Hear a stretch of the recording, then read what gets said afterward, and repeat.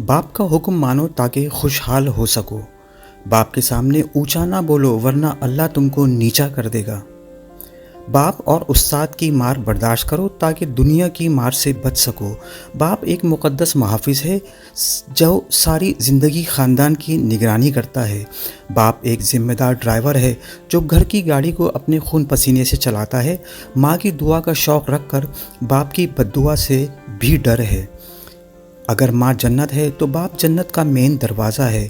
باپ سے بہتر کوئی غمخوار نہیں، باپ سے بہتر کوئی دردمند نہیں، باپ سے بہتر کوئی ہمدرد نہیں، باپ سے بہتر کوئی استاد نہیں۔ باپ ایک سورج کی مانند ہے، گرم ضرور ہوتا ہے، اگر نہ ہو تو اندھیرا ہوتا ہے۔